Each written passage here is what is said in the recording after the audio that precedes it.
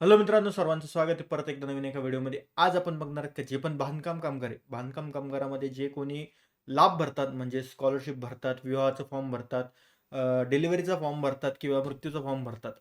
त्यांनी 8-8 महिने झाले लोकांचे ज्यांनी फॉर्म भरलेले आहेत. व्हेरिफिकेशन सुद्धा झालंय 6-7 महिन्यापूर्वी. पण त्यांचे अजून पैसे नाही आलेत.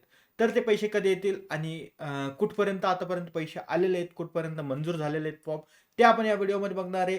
तर या व्हिडिओला शेवटपर्यंत बघा. जर हा व्हिडिओ आवडला तर लाईक, शेअर, सबस्क्राईब करायला विसरू नका आणि बेल आयकॉनला ऑलवर करा, कारण अशाच नवीन-नवीन माहितीची व्हिडिओ मी तुमच्यासाठी घेऊन येत राहील. पण सर्वात महत्त्वाची बातमी, हे प्रत्येक जिल्ह्याला वेगवेगळं असू शकतं. म्हणजे संभाजीनगर जिल्ह्याला वेगळं, नांदेड जिल्ह्याला वेगळं. प्रत्येक जिल्ह्यामध्ये वेगवेगळ्या पद्धतीने कामं होतात, वेगवेगळ्या तारखेचे फॉर्म मंजूर होतात आणि प्रत्येक जिल्ह्यामध्ये जे सिस्टम आहे ते वेगळ्या प्रकारे चालतं. तर जे फंड ट्रान्सफर आहे, पण जे फंड ट्रान्सफर आहे ते प्रत्येक जिल्ह्याला एक सोबत होतं. पण जे चेक करण्याची जी पद्धत आहे प्रत्येक जिल्ह्यामध्ये वेगवेगळी. कुठं जास्त टाईम लागतो, कुठं कमी टाईम लागतो. तर आपण या व्हिडिओमध्ये ते बघणार आहेत आणि कोणत्या तारखेपर्यंत आतापर्यंत पैसे जमा झालेत अकाउंटला ते कसं चेक करायचं आणि तुमचं नाव त्याच्यामध्ये आहे का नाही ते कसं चेक करायचं आपण या व्हिडिओच्या माध्यमातून तुम्हाला मी सांगणार आहे. तर चला सुरू करूयात या व्हिडिओला फटाफट. Let's go. आपल्याला सर्वात पहिले क्रोममध्ये जायचं. क्रोममध्ये गेल्यानंतर तुम्हाला सर्वात पहिले जी वेबसाईट आहे बांधकाम कामगारची MBOC ती सर्च करायची. ती सर्च केल्यानंतर साईट ओपन करून घ्यायची. हे त्या साईटचं मेन पेज असेल. त्या साईटवरती गेल्यानंतर तुम्हाला सर्वात पहिले वरती पहिल्या लाईनमध्ये सगळे जे ऑप्शन्स आहेत ते तिथंच आलेले दिसतील. त्याच्यामध्ये तुम्हाला जे बेनिफिट ट्रान्सफर आहे, जे बेनिफिट डिस्ट्रीब्युशन आहे त्याच्यावर तुम्हाला क्लिक करायचं आहे. त्यावरती केल्यानंतर जे व्हेरियस स्कीम बेनिफिट्स ट्रान्सफर त्याच्यावर क्लिक करायचे आणि जे दुसरं आहे जे फेलियरचं आहे, जर तुमच्या बँक अकाउंटमध्ये काही प्रॉब्लेम असेल तर ते या फेलियरमध्ये येऊन जाईल. जर तुमचे पैसे फॉर्म मंजूर झालेला आहे पण त्याचे पैसे नाही आले तर का नाही आले ते तुम्ही याच्यामध्ये जाऊन बघू शकता.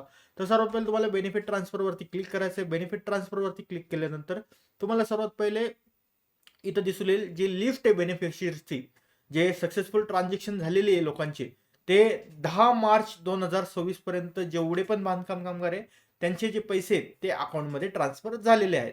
तर तुम्ही तुमचं इथं कसं चेक करू शकता, तुम्ही इथं तुमचा जिल्हा निवडू शकता, तुम्ही कोणत्या जिल्ह्यातनं आहेत. त्यानंतर तुमची स्कीम कोणती ती स्कीम निवडू शकता. त्यानंतर तुम्हाला कोणते जे तुमचं नाव आहे ते इथं तुमचं नाव टाकायचं आहे. डायरेक्ट तुमचं नाव येऊन जाईल. जसं की मी टाकतो. आता मी तुमच्या याच्यासाठी फक्त संगीता टाकलं.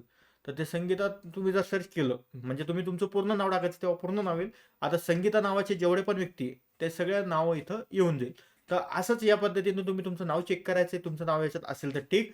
जर तुम्हाला याच्यात म्हणजे 10 मार्चच्या आधी तुमचा फॉर्म मंजूर झालेला असेल आणि तुमचे अजूनही पैसे आले नसेल तर तुम्हाला सर्वात पहिले जे तुमच्या जवळचं जे पण बांधकाम कामगाराचं ऑफिस आहे, जिल्हा बांधकाम कामगाराचं, तिथं जाऊन तुमचं बँक पासबुक अपडेट करायचं आहे. तिथं काय प्रॉब्लेम आहे चेक करायचं आहे आणि तुमचं बँक पासबुक अपडेट करून घ्यायचं आहे. ते काही दिवसात तुम्हाला परत रिफंड मारून देतील. तर एवढंच होतं या व्हिडिओमध्ये. जर हा व्हिडिओ तुम्हाला आवडला असेल तर लाईक, शेअर, सबस्क्राईब करायला विसरू नका आणि बेल आयकॉनला ऑल वर करा, कारण अशीच नवीन नवीन माहितीची व्हिडिओ मी तुमच्यासाठी घेऊन येत राहील. जय हिंद, जय महाराष्ट्र.